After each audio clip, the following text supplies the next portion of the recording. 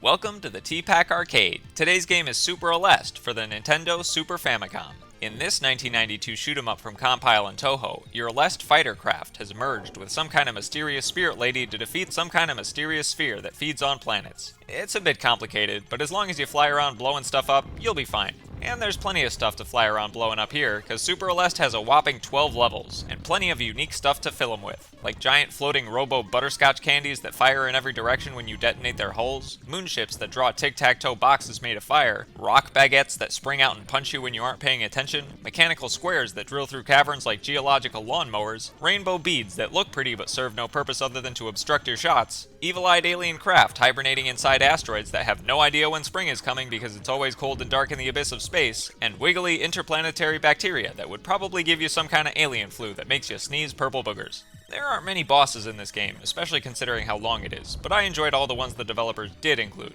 especially the mechanical planet that slots open and shut to expose its vulnerable core, and that huge bug-like spacecraft that plays catch with itself using one of those ubiquitous robot butterscotch candies. And none of the bosses are particularly threatening, provided you've got a good special weapon. See, Super Aleste's claim to fame is the power-up system, where you can equip numbered items to swap between 8 different weapons, and upgrade whichever one you've got by collecting orange and green capsules. And surprisingly, I found almost every single special weapon to be useful at least once or twice throughout the game. Number 1 is a standard spread shot, number 2 is a laser that isn't always ideal but looks so cool you want to use it anyway, number 3 is the supremely overpowered rotating barrier that spins weird knitting pattern green marbles around you to block shots and damage anything within orbit, number 4 is a wide blaster that shoots in whatever cardinal direction you're moving, number 5 is the homing missiles, which are pretty useless by default but possibly the most potent attack in the game once you're fully upgraded and firing half a dozen heat-seeking death darts at a time, number 6 is a charge shot that doubles as a shield while powering up, number 7 equips you with mini satellite ships that follow you around like baby ducklings with guns, and number 8 is a big bullet that explodes into little bullets like a redundant firecracker.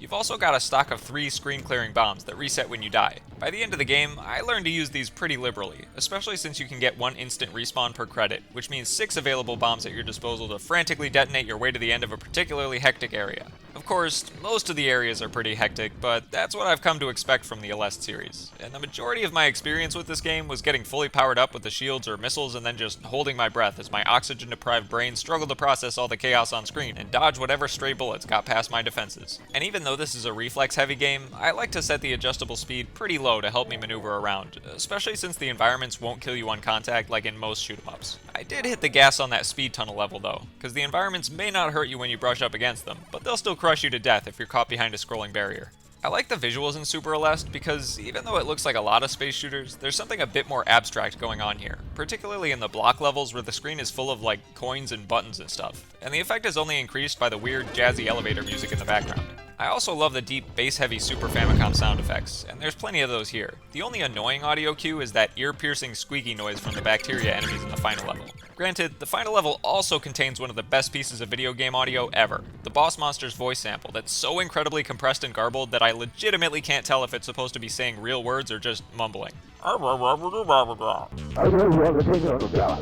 As dumb as it sounds, it's easily my favorite part of the game. And if I could change one thing here, it would be the game's length. The regular 12-level playthrough could definitely overstay its welcome, but the most novel aspect of Super Aleste is that it seems to be well aware of this, since it offers a short game option. At first, I thought it was a score attack caravan mode, but it's actually more like a truncated version of the main game, with just a few cherry-picked levels to tear through. The challenge of Super Aleste is a bit of an anomaly, since it has a pretty flat difficulty curve from start to finish. I mean, one of the hardest stages was Area 4 in the first third of the game. That being said, I actually managed to beat normal mode legit, since I only use save states to pause between sessions, and I think I owe that victory to the continue system. You get unlimited attempts at each level, and you can choose to start back at the beginning of a checkpoint, or at the beginning of a stage if you want more opportunities to upgrade your weapons. Overall, Super Aleste is a really solid shooter that sticks to what you'd know and love from the genre while still injecting a bit of its own flair into the formula. It might even be my favorite entry in the series as far as pure gameplay is concerned. And most importantly,